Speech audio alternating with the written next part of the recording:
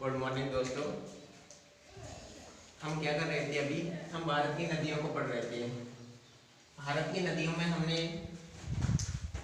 कल के जो 2 लेक्चर हुए थे उसमें क्या देखा था हमने? सबसे पहले देखा था हमने हिमालयन रीजन की रिवर। हिमालयन रीजन की रिवर को हमने क्या नाम दिया था? एंटीसीडेंट, यानी पूर्ववर्ती नदियां जो हिमालय की उत्पत्ति से पहले से बह रही थी। तो हिमालय की उत्पत्ति से हमने इसमें देखा, सबसे पहले हमने देखा इंडस रिवर सिस्टम। उसके बाद हमने एक ही साथ देखा था गंगा और Brahmaputra river system. Indus river system के अंतर्गत हमने क्या देखा था? इंडस और उसकी जो भी सहायक नदियां हैं, जैसे सबसे महत्वपूर्ण सहायक नदियों में कौन सी देखी थी हमने? यहाँ पे इंडस थी। इंडस से नीचे चलते हैं तो हम क्या थी? झेलम थी। झेलम से नीचे गए तो चिनाब थी। चिनाब से नीचे रावी थी। रावी से नीचे ब्यास थी और फिर सतलज थी। फिर हमने उसके लंबाई को जाना, उनके उद्गम स्रोत को जाना, उनके विसर्जन बिंदु को जाना।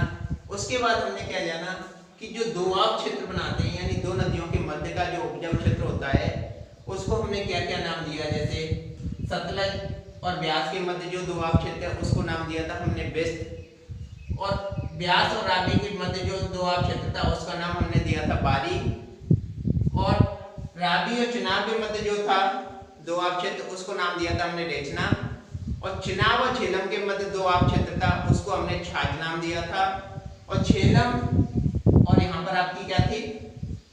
सिंधु नदी, उनके मध्य दोआब क्षेत्र को हमने नाम दिया था सिंधु सागर। फिर हम आगे बढ़ के हमने क्या देखा दोस्तों?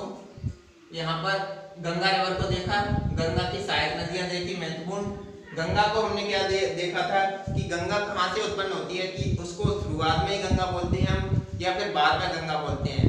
तो दोस्तों हमने ऐसे जाना, सबसे पहले जो पंचप्रयाग थे हमारे, जैसे सबसे पहले हमारी उत्तराखंड से एक नदी निकलती है भागीरथी नदी, उसके साथ एक बिलंगना एक छोटी नदी निकलती है। उन दोनों की संयुक्त धारा आगे जाती है, हरिद्वार के पास जाती है।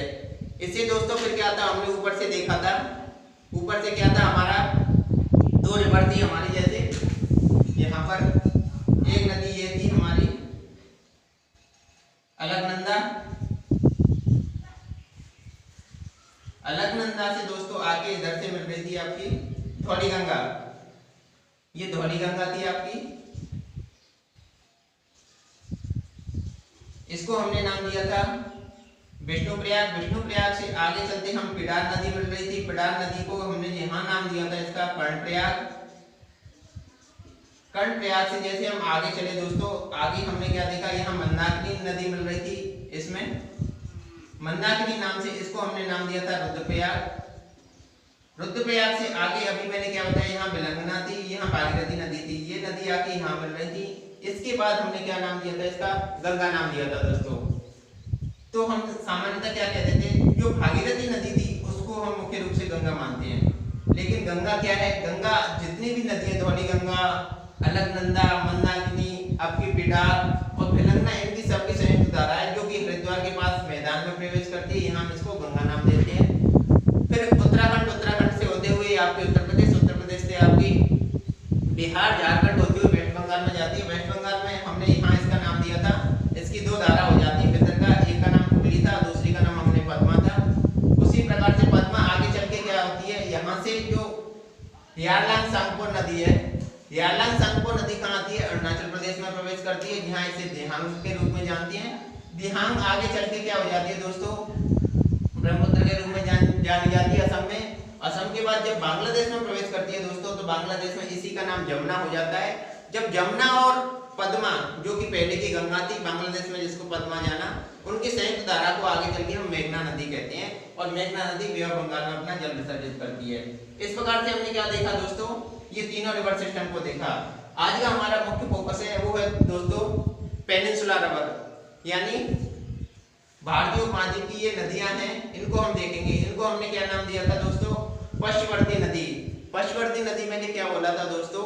वे ऐसी नदियां होती हैं जो अपने पाथ का अनुसरण करती हैं, यानी यहाँ पर क्या था आपका पेनिनसुला रीजन में, यहाँ वेस्टर्न घाट से ज्यादातर नदियां निकलती हैं और कहाँ है? अपना बे ऑफ बंगाल में अपना जल विसर्जन करती हैं दोस्तों। इसमें क्या था कि जो भी नदी यहाँ से निकल रही है पेनिनसुला रीजन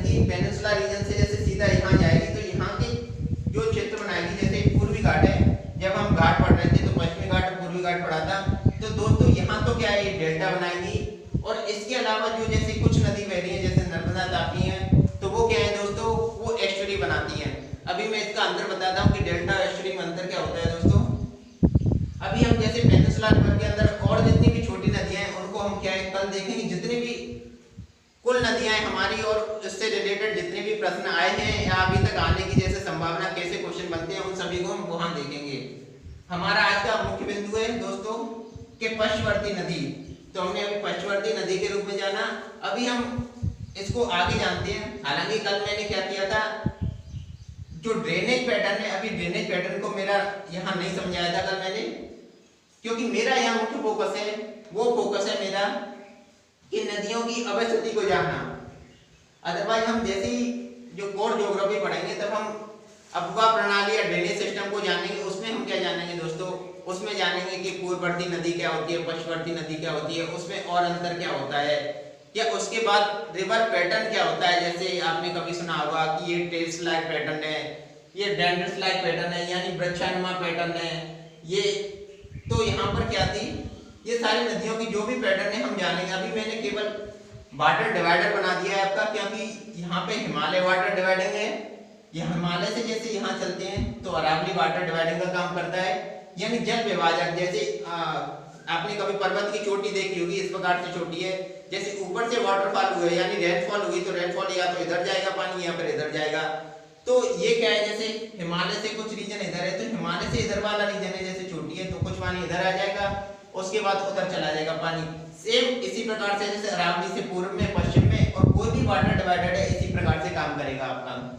तो ये दोस्तों हमारे वाटर डिवाइडिंग का काम करते हैं। जैसे यहाँ से हिमालय, अरावली, विंध्य, सतपुड़ा और नीचे वेस्टर्न घाट, क्योंकि ये घाट है ईस्टर्न घाट का भी नीचा है, इसीलिए वेस्टर्न घाट से नदियां निकल के इस तरफ आती हैं। तो दोस्तों हम आज शुरुआत करते हैं सबसे पेनिनसुला रिवर में। हम सबसे पहले जानेंगे, कल मैंने बताया था आपको दामोदर नदी। दामोदर नदी को मैंने किसकी सहायक नदी बताया था दोस्तों, उसको बताया था मैंने हुगली नदी की सहायक नदी बताया था। ये क्या है दोस्तों, हुगली नदी है। हुगली नदी की सहायक नदी कौन सी है आपकी, दामोदर बताया था। और ये कहाँ बहती है, ये भ्रंश घाटी में बहती है। उसी प्रकार से दोस्तों क्या है कि हमारी दो नदियां ये हैं आपकी, नर्मदा और तापी नदी। तो नर्मदा नदी के अंदर हम क्या देखते हैं, हम क्या जानेंगे, इसका उद्गम स्रोत क्या कहाँ है। कल मैंने दोस्तों आपको बताया था कि ये क्या है, सतपुड़ा रेंज के क्या है, मैकाल रेंज है। तो मैकाल पहाड़ी पे क्या थी आपकी, अमरकंटक चोटी बताया था। अमरकंटक चोटी पे मैंने क्या बताया दोस्तों,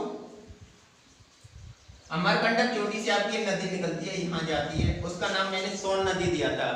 सोन नदी से जब हम उसी प्रकार से सोन नदी इधर जाती है, वो कहाँ से निकलती है आपकी, अमरकंटक से निकलती है। लेकिन अमरकंटक के साथ ही आपकी नर्मदा नदी भी अमरकंटक से निकलती है। वो आपके किस राज्य में पड़ता है तो जैसे ये पूरी रेंज को अगर देखा जाए तो छत्तीसगढ़ और मध्य प्रदेश की सीमा पर है। लेकिन हम क्या देखते हैं कि सामान्यतः जो नर्मदा नदी निकल रही है इसको हम मध्य प्रदेश में मानते हैं।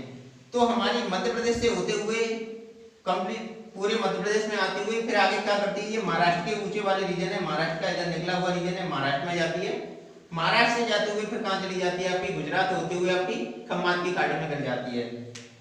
ये तो दोस्तों आपकी क्या है, खम्मात की खाड़ी।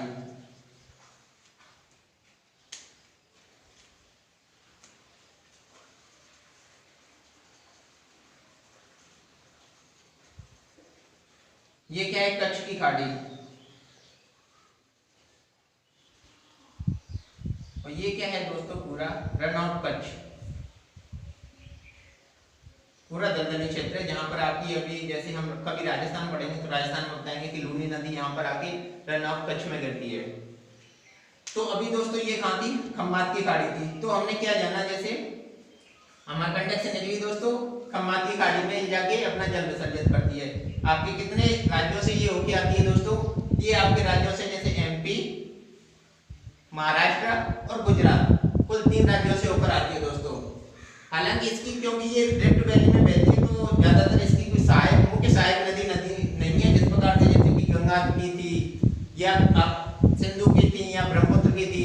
ज्यादातर इसको क्या है कि रिफ्ट वैली में सीधी सीधी बह रही है। दोनों तरफ से क्या है कि इसकी जो रेंज है वो विंध्य रेंज है और दूसरी तरफ आपकी सतपुड़ा रेंज है। तो ये थी हमारे दोस्तों नर्मदा नदी। नर्मदा नदी पे क्या है कि इसकी लंबाई आप जैसे देखते हैं, लंबाई आपकी 1312 किलोमीटर। दोस्तों अब हम आगे चलते हैं, आगे हम नदी को जानेंगे। वो नदी है हमारी तापी नदी। तापी नदी में हम क्या देखते हैं दोस्तों, तापी नदी हमारी निकलती कहाँ से है, सबसे पहले हम ये देखेंगे। सबसे पहले आप ये देखो इसका वाटर डिवाइडर कौन है। यहाँ सतपुड़ा रेंज है और यहाँ सतपुड़ा रेंज से जब नीचे चलते हैं तो आपकी अजंता, हरचंद ऐसी कुछ छोटी छोटी क्या है चोटियां या पहाड़ियां हैं, वो दोनों क्या है वाटर डिवाइडर का काम करती हैं।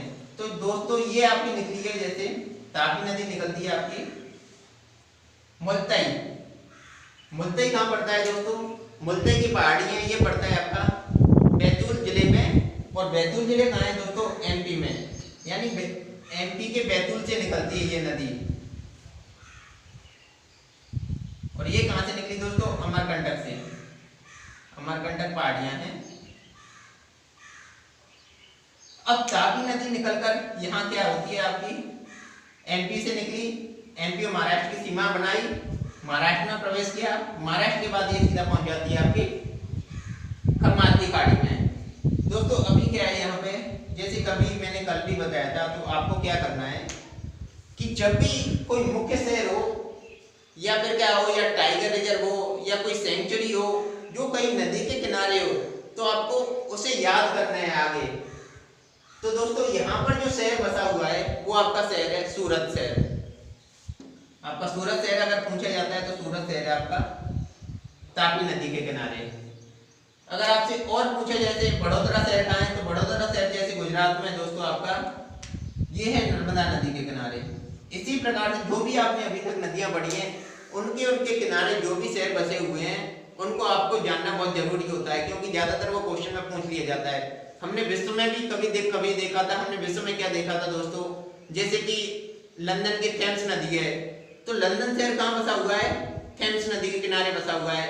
इसी प्रकार से हमने क्या जाना दोस्तों, जब हम फ्रांस का मानचित्र कर रहे थे तो फ्रांस में क्या जाना दोस्तों, हम पेरिस जाना। पेरिस कहाँ पर अवस्थित है, सीन नदी के किनारे अवस्थित है। इसी प्रकार से हमें कभी मिलान के लिए या सीधा सीधा क्वेश्चन पूछ लिया जाता है तो हमें इसके लिए तैयार रहना पड़ेगा। अभी हमने दोस्तों क्या जाना, नर्मदा नदी और क्या जाना, तापी नदी। अब हमने इससे पहले एक बात की थी आपके डेल्टा और एस्चुरी की। तो दोस्तों डेल्टा क्या होता है, कोई भी नदी है ऊपर से जब नीचे बहती है यानी, तो वो क्या करती है अपने साथ बहुत सारे अवसाद लेके आती है। अवसाद यानी जैसे कंकड़, मट्टी, पत्थर, सारी चीजें ऐसे लेके आती है। तो वो क्या करती है यहाँ से लाते धीरे धीरे यहाँ पर जमा करती जाती है, अपने एंड बिंदु पे जमा करती जाती है। इससे क्या होता है कि वो नदी बहुत सारी वितरका में बदल जाती है। जैसे एक वितरका इधर निकल गई तो एक वितरका इधर निकल गई, चारों तरफ ऐसे निकल जाती है। तो वो दोस्तों वो हो जाता है आपका डेल्टा। इसी प्रकार से जब हम एस्चुरी की बात करते हैं तो दोस्तों एस्चुरी जैसे कि अभी ये नदी है, ये कहाँ से अवसाद लाएगी, रॉक को तो काटने से रहेगी, क्योंकि ये कंप्लीट रॉक में बहती है, रिफ्ट वैली में बहती है। तो रिफ्ट वैली में सीधी सीधे बहती है तो इसमें कोई अवसाद नहीं होते हैं और सीधा सीधा जल इसका कहाँ चला जाता है, आपके समुद्र में गिर जाता है। तो इस प्रकार से ना वहाँ डेल्टा नहीं बनाता है, ना वहाँ अवसाद इकट्ठे होते हैं और जल कहाँ पहुँच गया आपका, सीधा समुद्र में। दोस्तों ये इसकी मतलब सिंपल डेफिनेशन है।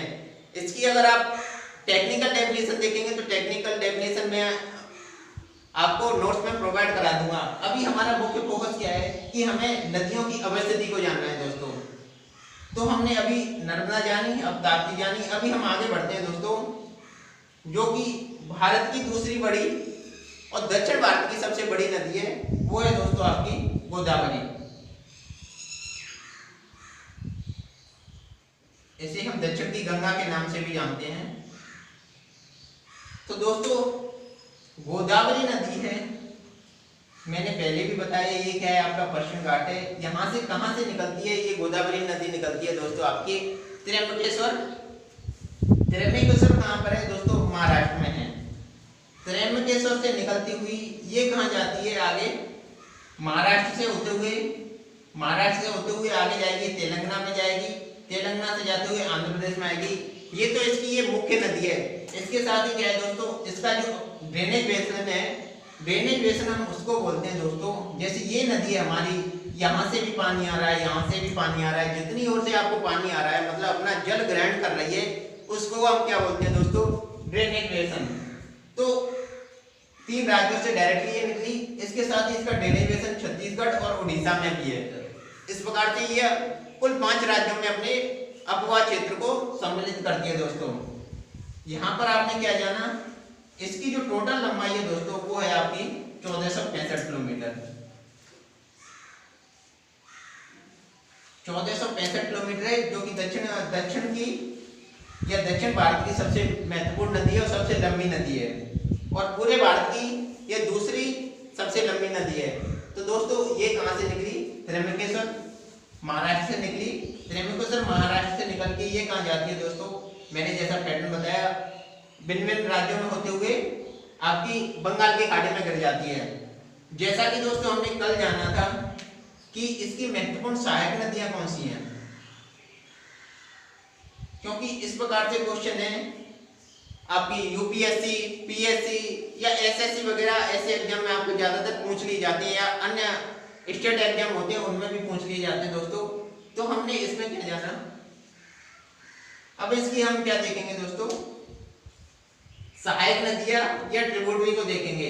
तो ये क्या थी दोस्तों हमारी, जैसे कल भी मैंने आपको बताया था लेफ्ट राइट को आप कैसे निर्धारित करेंगे, जिस ओर नदियां बह रही है उसी की ओर आपको डायरेक्शन में खड़े हो जाना है, और आपके लेफ्ट यानी नदी का लेफ्ट और आपका राइट नदी का राइट। तो हम उसी प्रकार से हम जानेंगे दोस्तों।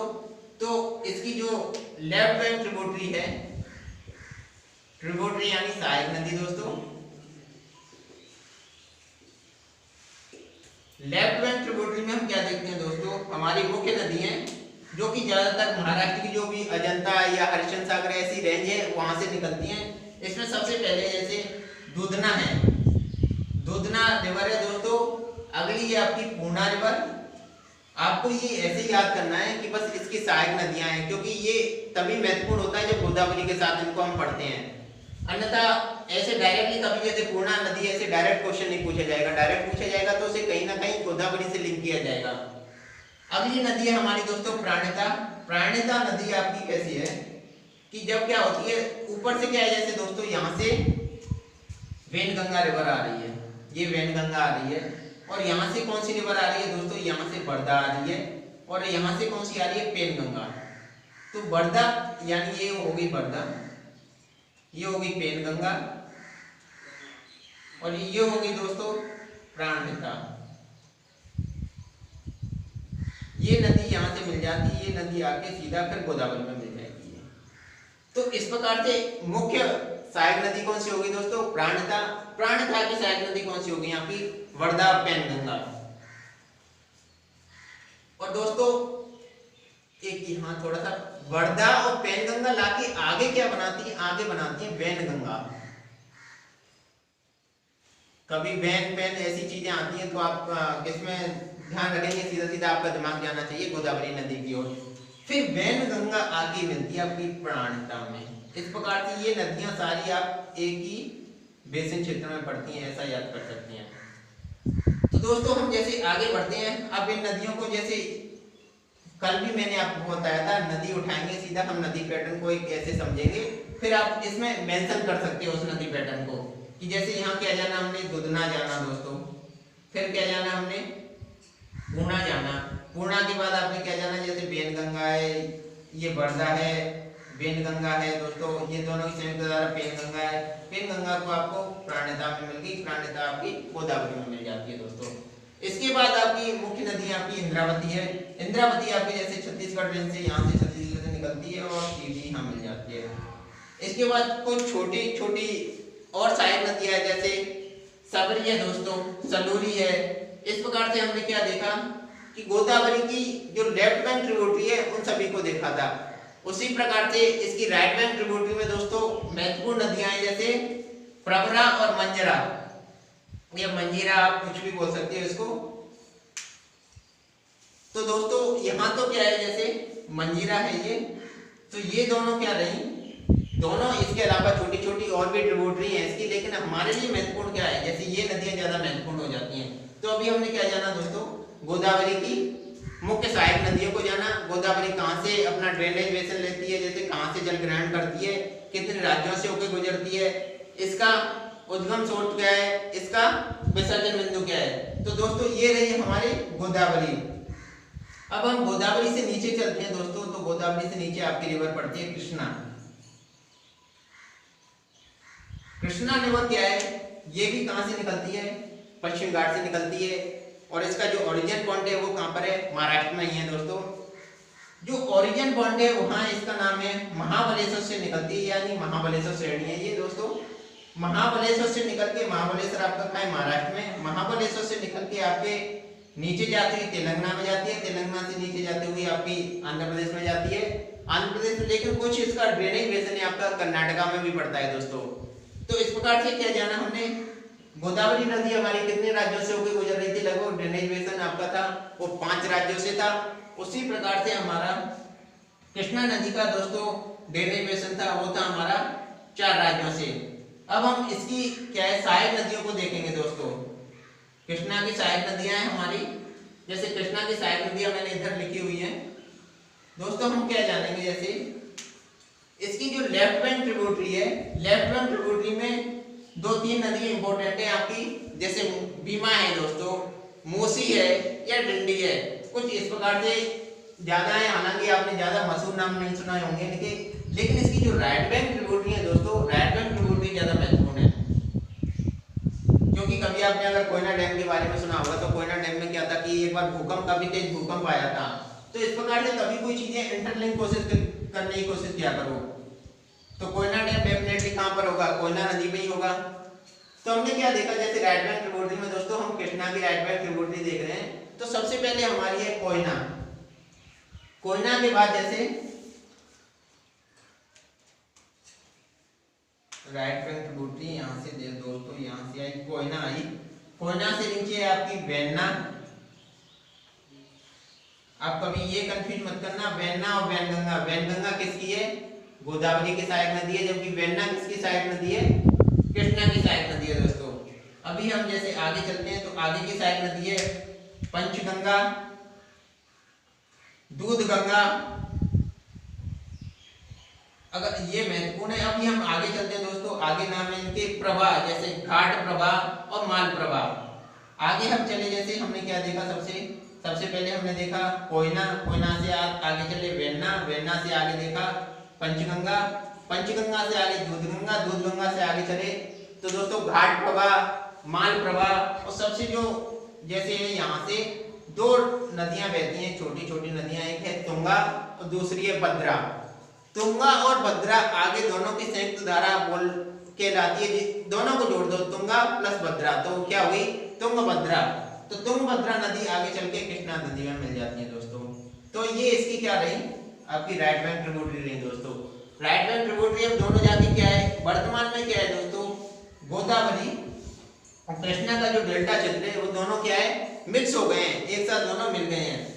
अभी हम दोस्तों कल हम पढ़ रहे थे, जैसे इसके साथ ही एक चर्चा और करना चाहूंगा मैं यहाँ, कि हमने क्या नेशनल वाटरवे फर्स्ट पढ़ा था, जो हल्दिया से इलाहाबाद तक पढ़ा।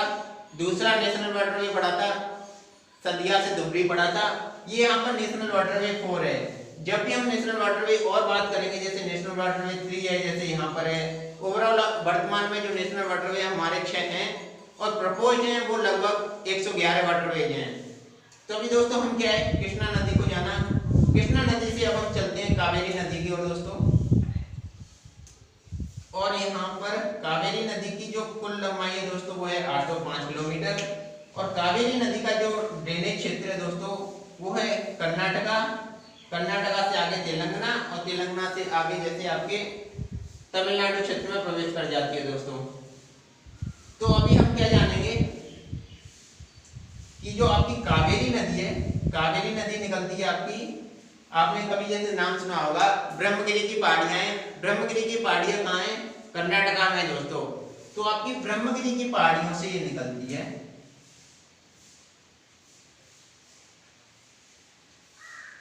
ब्रह्मगिरी की पहाड़ियां, इसको यहां से एग्जैक्ट नाम है इसका कावेरी ताल। कावेरी ताल से निकलते हुए आपकी जो कि ब्रह्मगिरी पहाड़ियों में निकलते हुए आपकी क्या है, कर्नाटका में प्रवेश कर, कर्नाटका से गुजरते हुए दोस्तों, कर्नाटका से आगे बढ़ते हुए क्या है, ये नदी आगे बढ़ती है। आगे बढ़ते बढ़ते दोस्तों ये पहुंचती है जैसे तमिलनाडु रीजन में, तमिलनाडु रीजन में जैसे यहाँ पर है दोस्तों, तो तमिलनाडु में काफी अच्छे अच्छे शहर जो इसी नदी के किनारे बसे हुए हैं, जैसे तिरुचिरापल्ली है, तंजावुर है। कभी जैसे इतिहास में आप पढ़ेंगे बृहदेश्वर टेम्पल के बारे में जानेंगे तो वो इसी के किनारे ज्यादातर शहर बसे हुए हैं। तो अब हम दोस्तों यहाँ से जानते हैं कावेरी ब्रह्मगिरी से निकली, ब्रह्मगिरी से आगे निकलते हुए कर्नाटका, कर्नाटका से आपकी कहाँ चली गई, तमिलनाडु में पहुंच गई दोस्तों। अब इसकी जो मुख्य सहायक नदियां हैं, इसमें से काफी बार यूपीएससी में भी क्वेश्चन पूछा गया है दोस्तों। तो जैसे कावेरी की मुख्य सहायक नदियां इसकी लेफ्ट बैंक ट्रिब्यूटरी, और जैसा कि हम अभी तक करते हैं राइट बैंक ट्रिब्यूटरी को देखेंगे दोस्तों। लेफ्ट बैंक ट्रिब्यूटरी में इसकी जो महत्वपूर्ण नदियां हैं वो हैं हेरंगी, हेमावती, सिमसा और अक्रावती। यानी इधर से कौन सी है, हेरंगी, हेमावती, सिमसा और अक्रावती। ये क्या है, महत्वपूर्ण सहायक नदियां। इनको एटलीस्ट आपको याद करना है दोस्तों, क्योंकि ज्यादा प्रश्न हमेशा कोई भी कॉम्पिटिटिव एग्जाम होता है कहीं ना कहीं इससे एक क्वेश्चन तो 100% आता ही आता है दोस्तों आपका। और उसमें ये आपकी ज्यादा, जैसे यूपीएससी वगैरह अगर आप कोई एग्जाम दे रहे हो तो उसमें बहुत ज्यादा महत्वपूर्ण हो जाता है कि क्योंकि उसमें कभी अरेंज कराने के लिए पूछ लिया जाता है। सीधा या तो पूछेगा इसकी ट्रिब्यूटरी कौन सी है, ट्रिब्यूटरी है ये लेफ्ट है या राइट बैंक। अगर थोड़ा सा अच्छा क्वेश्चन बनाता है तो लेफ्ट है या राइट है। इसके अलावा और आगे बढ़ता है जैसे, तो वो कहता है जैसे इसको आप उत्तर से पश्चिम अरेंज कीजिए, पश्चिम से पूर्व अरेंज कीजिए, उत्तर से दक्षिण अरेंज कीजिए। इस प्रकार से भी कभी कभी क्वेश्चन पूछ लिया जाता है दोस्तों। तो हमने क्या जाना, इसकी लेफ्ट बैंक ट्रिब्यूटरी में क्या जाना, हेरंगी है, हेमावती है, सिमसा है, अक्रावती है। इस प्रकार से हमने नदियों को जाना। अभी हम जिसकी राइट बैंक ट्रिब्यूटरी देखते हैं दोस्तों, तो राइट बैंक ट्रिब्यूटरी में आपका क्या देखते हैं, लक्ष्मण तीर्था है जो कि लक्ष्मण तीर्था महत्वपूर्ण नदी है। इसी के अलावा जैसे आगे चलते हैं तो काबिनी है, आपकी भाविनी है, अमरावती है, या फिर आपकी नोयल है या मोयर है। इस प्रकार से आपकी कुछ नदियां हैं, लेकिन आपकी ये नदी काफी महत्वपूर्ण है, लक्ष्मण तीर्था, काबिनी, भाविनी और अमरावती। ये हमेशा ध्यान रखना है, कभी स्टूडेंट इसमें कंफ्यूज करते हैं। अमरावती है वो इसकी राइट बैंक ट्रिब्यूटरी है, जबकि अक्रावती है वो इसकी लेफ्ट बैंक ट्रिब्यूटरी है दोस्तों। तो इस प्रकार से हमने क्या है, कावेरी नदी को जाना। कावेरी नदी कहाँ से निकल रही है, कितनी लंबाई है और ये कहाँ अपना जल विसर्जित कर रही है दोस्तों। अभी हम जो सबसे दक्षिण में भारत की जो नदी है उसका नाम है दोस्तों वैगई। वैगई क्या है, आपकी वसुंधरा है जो कि तमिलनाडु में स्थित है, वहां से निकलती है और कहां पर गिरती है दोस्तों, ये है पाक खाड़ी। यानी आपने पाक जलडमरू मध्य पढ़ा होगा, या जैसे इधर तो क्या है पाक की खाड़ी है, इधर क्या है मन्नार की खाड़ी है दोस्तों। तो ये पाक जलडमरू मध्य या पाक की खाड़ी में जाके गिर जाती है, इसका नाम है दोस्तों वैगई।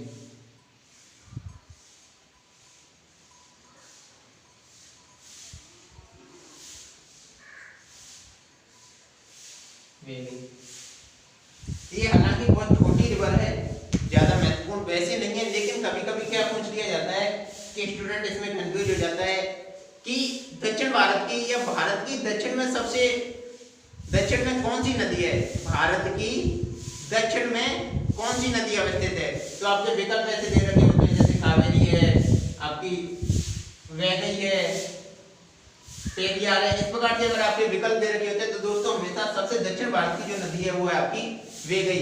इसी प्रकार से अगर आपसे पूछ लिया जाए तो उत्तर भारत की कौन सी नदी है सबसे बड़ी, तो जो दोस्तों सामान्यतः उत्तर भारत की कौन सी कहलाएगी, सिंधु नदी। और वो फिर क्वेश्चन पे डिपेंड करती है कि क्वेश्चन और कैसे पूछ लिया जाता है दोस्तों। मान लो सिंधु का नाम नहीं दे के आपने इसने सतलज, रावी, ब्यास का नाम दे दिया, तो आपको क्रम याद होना चाहिए। जैसे यहाँ से चले हम, यहाँ पे कौन सी नदी है, नीचे चले जैसे यहाँ पे सिंधु यानी सिंधु सतलज की है, यहाँ गंगा या गंगा सतलज की है, यहाँ से आगे चले नर्मदा है, नर्मदा से आगे जैसे नॉर्थ टू साउथ हमेशा क्रम याद होना चाहिए। इसी प्रकार से कभी ईस्ट टू वेस्ट पढ़ रहे हैं तो ईस्ट टू वेस्ट याद होना चाहिए। जैसे कि सबसे यहाँ वेस्ट में कौन सी नदी है आपकी, नील नदी है, वो क्या बोलते हैं उसे, जो अरावली रेंज से निकलती है। इसका एग्जैक्ट नाम मुझे अभी ध्यान नहीं आ रहा है, सॉरी, लूनी नदी है। लूनी नदी क्या है, लूनी नदी यहाँ से निकलती है, लूनी नदी सीधा रंगा पश्चिम में जाती है। इसी प्रकार से अगर आपसे आपने पूछ लिया वेस्ट में पूछ लिया, यानी ये क्या है वेस्ट में, अगर ईस्ट में पूछ लिया जाए तो ईस्ट में कौन सी नदी है दोस्तों, ईस्ट में आपकी नदी हो जाएगी। जैसे डिपेंड करता है, फिर भी मैं कहना चाहूंगा क्वेश्चन पे, जैसे दिबांग दे रखी होगी तो दिबांग हो जाएगी, दिहांग दे रखी होगी तो दिहांग हो जाएगी। वो आपके विकल्प पर निर्भर करेगा कि कौन सी नदी है दोस्तों। इस प्रकार से हमने क्या जाना, अभी हमारी जितनी भी सारी नदियां हैं, नदियों की अवस्थिति को जाना। अब हम कल क्या करेंगे दोस्तों, कल हम करेंगे इसके जैसे नदी से रिलेटेड और भी जितनी भी क्वेश्चन है, या फिर जैसे छोटी और रिवर है, जैसे चंबल है, लूनी है, महानदी है, आपकी दामोदर नदी है, या यहाँ स्वर्णरेखा नदी है, तो उन नदियों को हम छोटे छोटे रूप में वहां भी देख लेंगे। इसके साथ ही हम उससे रिलेटेड जितने भी क्वेश्चन अभी तक आए हुए हैं नदियों को, हम उसको कंप्लीट कर लेंगे दोस्तों। इस वीडियो में दोस्तों इतना ही, धन्यवाद।